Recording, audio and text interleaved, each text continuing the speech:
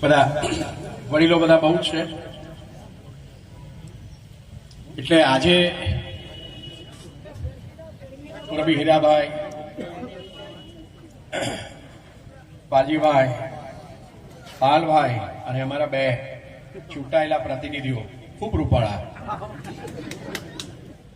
ચુડાસમા સાહેબ અને જિગ્નેશભાઈ. વરસાદ આવે છે.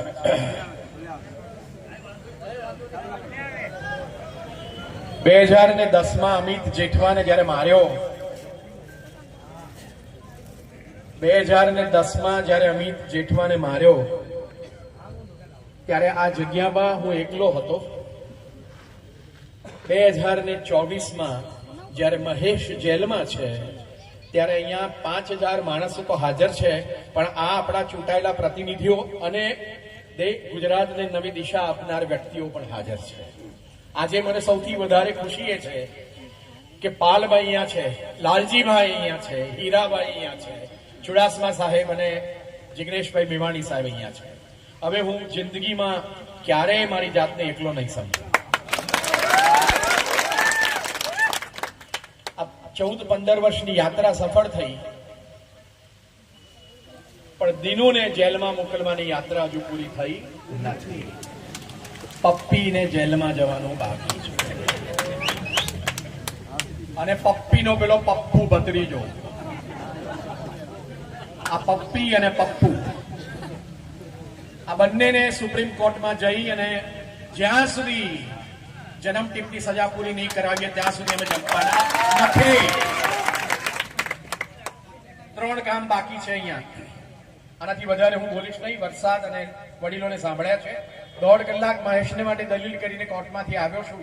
મારું કામ ત્યાં પૂરું થયું છે, અને અહીંયા જયારે આટલા બધા પ્રતિનિધિઓ છે ત્યારે અહીંયા હવે મારે બોલવાનું કશું રહ્યું નથી. 3 કામ. 1, કોડીનારના મિત્રોની સેવા જ્યારે જ્યારે નીનુ બોગા સોલંકી એમને હેરાન કરે ત્યારે કરવાનો પ્રતિબદ્ધતા જાહેર કરું છું. કામ નંબર 1. કામ નંબર 2, જ્યારે જ્યારે મહેશ જેવા માણસોને જેલની પાછળ ખોટી એફઆઈઆરો કરીને ઉપરનો આદેશ છે એમ કરીને મોકલવામાં આવે છે ત્યારે ફક્ત મહેશ નહીં, બીજા કોઈ પણ સામાન્ય મહેશને માટે પણ હું લડવા માટેની પ્રતિબદ્ધતા જાહેર કરું છું. કામ નંબર 3, કે અહીંયા જે આ ગુનાઓની હારમાળા ચાલુ છે અને દિનુને કારણે પોલીસ સ્ટેશનની અંદર જે એફઆઈઆરો નોંધાય છે, 2003ની અંદર ભારતની સંસદની અંદર એ વખતના ડેપ્યુટી પ્રાઇમ મિનિસ્ટર અડવાણી સાહેબે કહ્યું હતું અને રિપોર્ટ મોકલ્યો તો ગુજરાતના પોલીસ મહાનિર્દેશકે કે દિનુ બોગા સોલંકીને કારણે કોડીનાર પોલીસ સ્ટેશનની અંદર એક પણ પોલીસને કામ કરવાની સ્વતંત્રતા નથી. એ જે ઈચ્છે તે પ્રમાણે એફઆઈઆર કરાવે છે, એ ઈચ્છે તે પ્રમાણે છોડાવડાવે છે, અને એ પોતાના બિઝનેસ રાઇવલથી માંડીને બધાની સામે કરાવડાવે છે. આજે પણ મહેશની સામે 2024માં 21 વર્ષે એમ આપણે કથન જે ભારતના પ્રધાનમંત્રી જે કહ્યું હતું તે સાચું છે, અને આ અટકાવવાનો પ્રયત્ન કરવાનો છે. 3જું કામ, સુપ્રીમ કોર્ટમાં જઈ અને આ પપ્પી અને પપ્પુને સજા પાછી એવડાવવાની, ત્યાં સુધી અમે જંપવાના નથી. જય હિન્દ. બધાને સાંભળ્યા?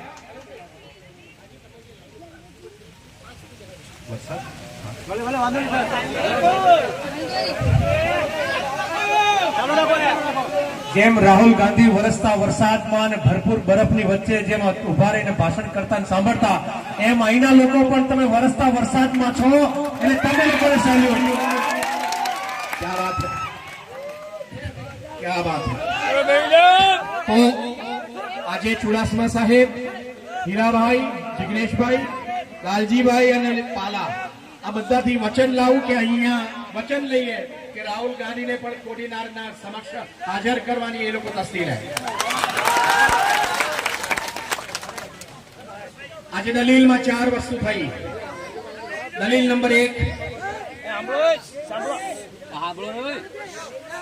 કે ભાજપની ઓફિસે કરેલું એન્ક્રોચમેન્ટ હજુ તૂટ્યું નથી. પેલા ફરિયાદ કરનાર ભાઈની કયો પેલો બટાકા ભંડાર છે,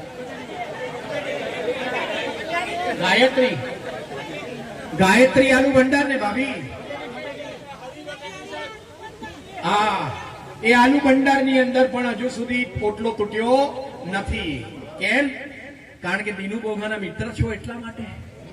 તો મારે એ મામલતદારને કહેવાનું કે ફરિયાદ નોંધાવવા માટે શુરો છે. ભારતના સંવિધાન લીધા પછી આ સામાન્ય નહીં પણ અસામાન્ય માણસોની સામે પગલા લેવા માટે પણ શુરો થા. આ તારી દ્વૈત નીતિ છે ને એ બધા જુએ છે. કોડીનાર પોલીસ તો લાચાર છે. બધા કાનમાં આવીને મને કહી જાય છે કે સાહેબ આ તમે બોલો છો સાચું, પણ વર્દીમાં હોય છે ત્યારથી મર્યાદા હોય છે. એટલે કોડીનાર પોલીસનો હું સૌથી મોટો મિત્ર. અને યાદ રાખજો, કોડીનાર પોલીસની અંદર હું ક્યારે પોલીસની સામે આક્ષેપ કરતા પહેલા 2 વખત વિચાર કરીશ, કારણ કે એમની ઉપર જે ભાર છે એની મને સમજ પડે છે. એટલે એમને માટે મારે કોઈ આક્ષેપો નથી. પોલીસ, કોડીનાર પોલીસની જય હો. ખોટી પણ FIR માં અને સાચી પણ. પણ આ આલુ ભંડારમાં વિઠલાણી સાહેબનું સરકારી મકાનની અંદરનું પણ એન્ક્રોચમેન્ટ તૂટ્યું નથી. ભાજપના ઓટલા તૂટ્યા નથી. મામલતદાર સાહેબે અંદર એવું લખ્યું છે FIR માં પોતાની કે તો સ્વેચ્છાએ કાઢતા હતા અને મેં વચ્ચે આવ્યા બધા. અલ્યા, સ્વેચ્છાએ જો કાઢી નાખ્યું તો અત્યારે 7 દિવસ પછી પાછું આવ્યું કે પછી તૂટ્યું જ નતું. જુઠ્ઠું બોલવાનું બંધ કરો. મામલતદાર સાહેબ એક્ઝિક્યુટિવ મેજિસ્ટ્રેટ છો, તમારી પાસે એક સત્તા છે. બંધ કરો, માફ કરો. અને આવતીકાલથી બીજેપીની ઓફિસ અને પેલો આલુ ભંડાર વિઠલાણી સાહેબનો એમાં જે કામ બાકી છે ને એ પતે નહીં તો ગાંધી ચિંધ્યા જાય સત્યાગ્રહ કરવાની આજે નક્કી કરવું પડશે. સાહેબને કહ્યું કે સાહેબ આ 10 વાગ્યાથી મામલતદાર સાહેબ બીજી આર્ગ્યુમેન્ટ કરી કે 10 વાગ્યાથી મામલતદાર સાહેબ એવું કહે છે કે મહેશ મકવાણા અને પછીના બીજા 5-7 જણા એ સતત અમારી પાછળ 200 જણાની સાથે 10 વાગ્યાથી 1:30 વાગે ફરિયાદ કરે છે. કેટલી વખત સમજાયા તો પણ માને જ નહીં. પાછળ મેં કહ્યું સાહેબ આ 2.5 કલાક તમારી પાછળ આયા તો પછી આપણે આ ચોરીને લૂંટફાટ પેલા વેતલાણીના ઘરમાં કરે ક્યારે? તમારી મદદથી કે થઈ જ નથી. કે પછી આખરે ઉપરથી ફોન આવ્યો કે 10-15 દિવસ તો રાખો. બીજેપીનો ઓટલો તૂટી ગયો એટલે બીજેપીનું નાક ના રહ્યું. બીજેપીનું નાક અગત્યનું છે કે ભારતના બંધારણની સમાનતાની કલમો અગત્યની છે. બહુ અગત્યની વસ્તુ છે. નામદાર કોર્ટને કહ્યું કે 2013 થી 2024 ની વચ્ચે અનેક FIRઓ મહેશની સામે થઈ છે. એકમાં તલવાર આપી છે, એકની અંદર ભાલો આપ્યો છે, એકમાં છરી આપી છે, એકમાં લોખંડની પાઇપ આપી છે, એકમાં ખંડણી છે, એકમાં 3 તોલું છે. એમાં 3 તોલા સોનું ને 9,000 રૂપિયા. સારી 3 તોલા સોનું ને 9,000 રૂપિયામાં ક્યાંથી આવે છે? પણ કોઈ આટલી બધી FIRઓ કરી, આટલા બધા આક્ષેપો કર્યા ચોરીને લૂંટફાટના ચોરા વિમલભાઈ, પણ આજ સુધી સોનીનું સર્ટિફિકેટ કોઈ ચોરીના આક્ષેપ કરનાર લઈ શક્યો નથી. કાં તો કોડીનારમાં બધા જ સોનીઓ લખ્યા વગર તમને કશું આપે છે, અને કાં તો આક્ષેપો ખોટા છે. અને આ ચાલ્યા જ કરે છે. દરેક FIR ની અંદર નામદાર હાઈકોર્ટ હસતા કહે છે કે આ બધી ચોરીને લૂંટફાટ ફક્ત આખા ગુજરાતમાં એક જ કોડીનાર પોલીસ સ્ટેશનમાં જ થાય છે. હવે મારે કોડીનારની પોલીસને કેવું છે, હવે તો 395 છોડો ભાઈ, બીજી કોઈ નવી સેક્શન લે, એની પાછળ મંડ્યા રહેજો. તો અત્યારે આ સભાની અંદર કેટલા બધા પોલીસો હાજર, સાદા વેશે, ખાખી રમા, LCB, કઈ ને કઈ પોલીસો. નમ્ર વિનંતી કે આ ડાકેતી અને મારા ખિસ્સામાંથી 500 રૂપિયા કાઢ્યા, મારું આપણે લાયસન્સ સર્ટિફિકેટ લઈ લીધું, મારો દોરો અહીંયાથી ઝૂંટવી લીધો.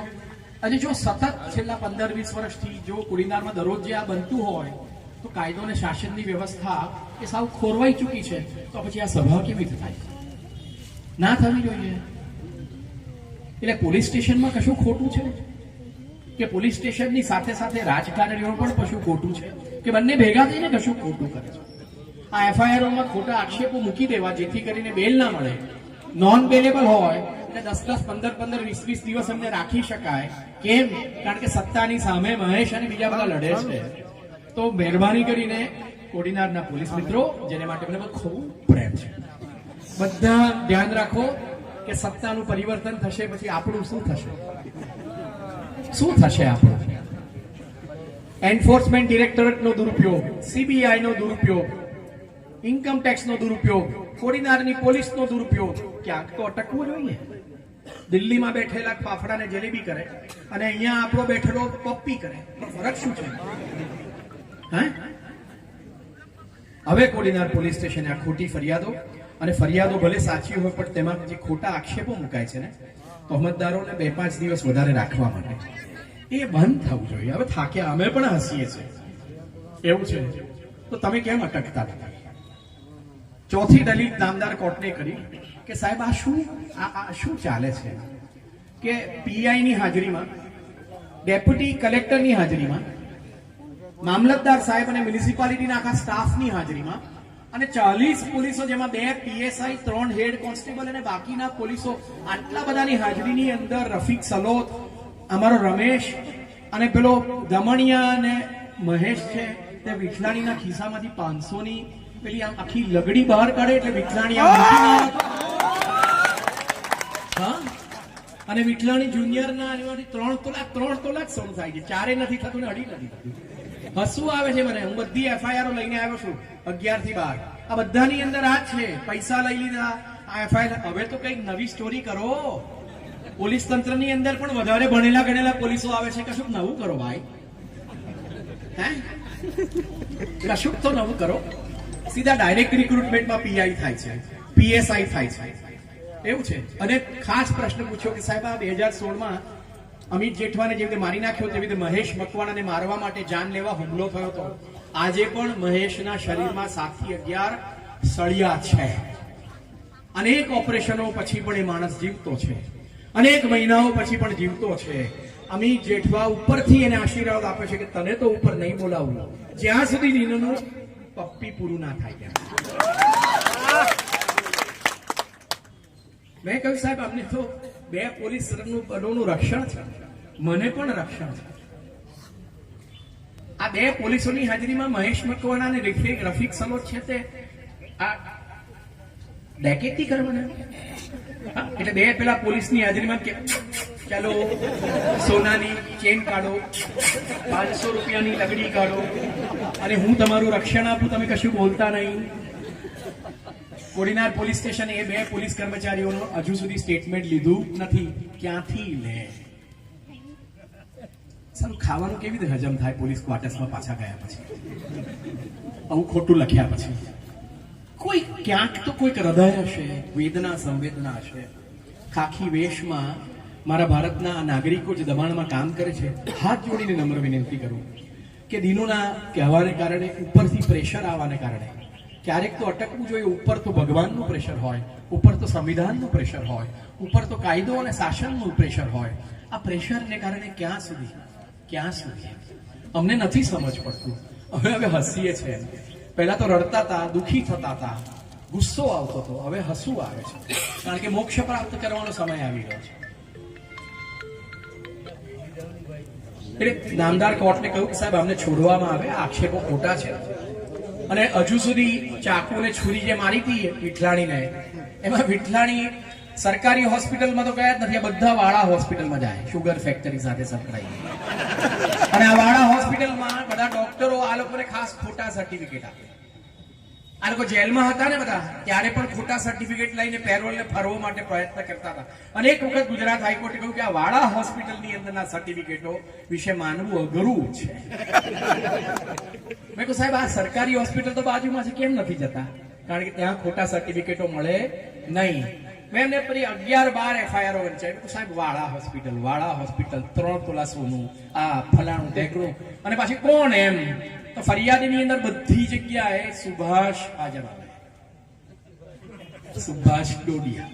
એટલે તું નવરો છે કે વેવાઈ છે? માનસિંહ રાઠોડ, એવા 4-5 નમૂનાઓ છે, બધી વસ્તુ હાજર હોય. એટલે મને સમજ જ નથી પડતું કે કેટલા માય કાંગલા કે દરેક વખતે ગુનો થયો હોય ત્યાં હાજર હોય પણ કશું કરી શકતા નથી. જુદી રીતે આપણે એમને જોઈએ તો સુભાષભાઈ, માનસિંહ, આ બધા દિનોના સાથીઓ, હે પપ્પીની સાથેના ટટ્ટા પટ્ટા બધા, હે તમને નથી શરમ આવતી? તમે રોકી નથી શકતા એક મહેશ મકવાણા નામના 5 ફૂટ 6 ઇંચના માણસ? હે? દરેક વખતે તમે કહો કે સોનું લઈ લીધું, રૂપિયો લઈ લીધો, આ લઈ લીધું, ટીક્કું પાટું માર્યું, તલવાર મારી, હલ્લો માર્યો. શું હલ્લો?